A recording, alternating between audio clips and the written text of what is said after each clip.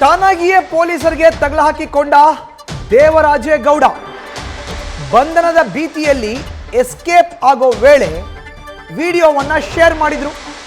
Video share ಮಾಡಿ ಸಿಕ್ಕಿಬಿದ್ದ ವಕೀಲ Devaraje Gowda.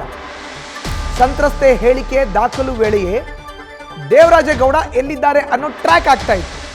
Mobile network ಆಧರಿಸಿ ದೇವರಾಜೇಗೌಡರನ್ನ ಲಾಕ್ ಮಾಡಲಾಗಿದೆ. ಸಂಜೆಯೊಳಗೆ ಜಡ್ಜ್ ಮುಂದೆ ಹಾಜರುಪಡಿಸಲಿದ್ದಾರೆ ಪೊಲೀಸರು.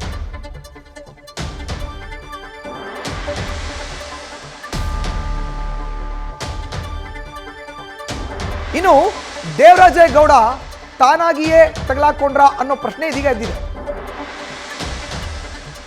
ಹೆಚ್ಚಿನ ಡೀಟೇಲ್ಸ್ ನೀಡಿದ್ದಾರೆ ನಮ್ಮ ಪ್ರತಿನಿಧಿ ಸಂದೇಶ್. ನೇರ ಸಂಪರ್ಕಕ್ಕೆ ಜಾಯಿನ್ ಆಗಿದ್ದಾರೆ. ಸಂದೇಶ್, ವಿಡಿಯೋನ ಶೇರ್ ಮಾಡಿ ತಾನಾಗಿಯೇ ತಾನು ಪೊಲೀಸರ ಮುಂದೆ ತಗಲು ಹಾಕೊಂಡ್ರ ದೇವರಾಜೇಗೌಡರು ಅನ್ನೋ ಅನುಮಾನ, ಅವರ ಮೊಬೈಲ್ ನೆಟ್ವರ್ಕ್ನ ಆಧರಿಸಿ ಬಂಧನ ಮಾಡಿದ್ದಾರೆ ಅನ್ನೋ ಸುಳಿವು ಸಿಗ್ತಾ ಇರೋದು. ದೇವರಾಜೇಗೌಡ ಬಂಧನ ಆದಂತ ಪ್ರಕ್ರಿಯೆಯನ್ನ ವಿವರಿಸೋದಾದ್ರೆ ಸಂದೇಶ್.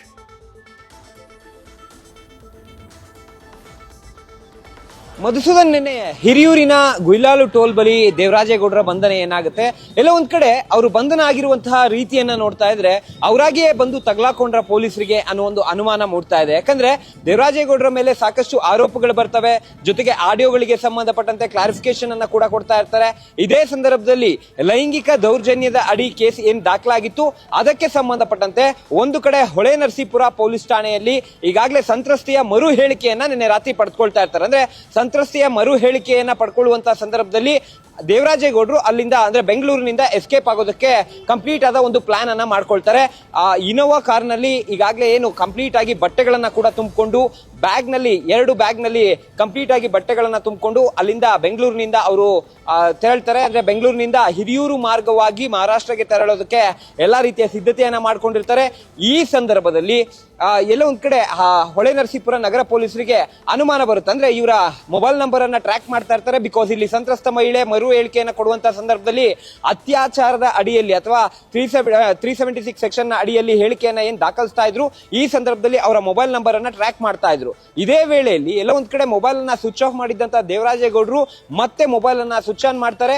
ಬಿಕಾಸ್ ವಾಟ್ಸ್ಆಪ್ ನ ಮುಖಾಂತರವಾಗಿ ಅವರ ಮೇಲೆ ಬಂದಿರುವಂತಹ ಆರೋಪಗಳಿಗೆ ಸಂಬಂಧಪಟ್ಟಂತೆ ಒಂದು ಸ್ಪಷ್ಟನೆಯನ್ನ ಕೊಡುವಂತ ನಿಟ್ಟಿನಲ್ಲಿ ವಿಡಿಯೋಗಳನ್ನ ಮೊದಲೇ ಮಾಡಿಟ್ಕೊಂಡಿರ್ತಾರೆ. ಅದಾದ ಬಳಿಕ ಆ ವಿಡಿಯೋವನ್ನ ಅಪ್ಲೋಡ್ ಮಾಡೋದಕ್ಕೆ ಅಥವಾ ಆ ವಿಡಿಯೋವನ್ನ ವಾಟ್ಸ್ಆಪ್ ಮುಖಾಂತರ ಗ್ರೂಪ್ ಗಳಿಗೆ ಸೆಂಡ್ ಮಾಡೋದಕ್ಕೆ ಅಂತ ಮೊಬೈಲ್ ಅನ್ನ ಆನ್ ಮಾಡ್ತಾರೆ. ರಾತ್ರಿ 8:05 ಸುಮಾರಿಗೆ ಮೊಬೈಲ್ ಅನ್ನ ಆನ್ ಮಾಡಿ ಅಷ್ಟು ವಿಡಿಯೋಸ್ ಗಳನ್ನ ಕೂಡ ವಿಡಿಯೋಸ್ ಹಾಗೆ ಆಡಿಯೋ ಕ್ಲಿಪ್ ಗಳನ್ನ ವಾಟ್ಸ್ಆಪ್ ಗ್ರೂಪ್ ಗಳಿಗೆ ಸೆಂಡ್ ಮಾಡಿ ನಂತರ ಆ ಮೊಬೈಲ್ ಅನ್ನ ಆಫ್ ಮಾಡೋದಿಲ್ಲ.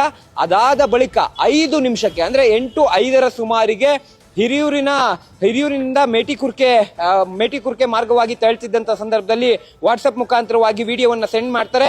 8:10 ಸುಮಾರಿಗೆ ಟೋಲ್ನ ಬಳಿ ಗುಯ್ಲಾಲು ಟೋಲ್ನ ಬಳಿ ಅವರ ಬಂಧನವಾಗುತ್ತೆ ಅಥವಾ ಅವರನ್ನ ವಶಕ್ಕೆ ಪಡೆಯುವಂತ ಕೆಲಸವನ್ನ ಮಾಡ್ತಾರೆ. ಓವರಾಲ್ ಆಗಿ ಈ ಒಂದು ಕಂಪ್ಲೀಟ್ ಸಿನಾರಿಯೋವನ್ನ ನೋಡ್ತಾ ಇದ್ರೆ ದೇವರಾಜೇಗೌಡರು ಅವರೇ ಮಾಡಿದಂತ ತಪ್ಪಿನಿಂದ ತಗಲಾಕೊಂಡ್ರು ಪೊಲೀಸರಿಗೆ ಅನ್ನೋದು ಕ್ಲಿಯರ್ ಕಟ್ ಆಗಿ ಕಾಣ್ತಾ ಇದೆ. ಮಧುಸೂದನ್, ಧನ್ಯವಾದ ಸಂದೇಶ್ ನಿಮ್ಮ ಮಾಹಿತಿಗೆ. ನ್ಯೂಸ್ ಫಸ್ಟ್ ನಿರ್ಭೀತಿಯಿಂದ ನಿಮ್ಮ ಪರವಾಗಿ.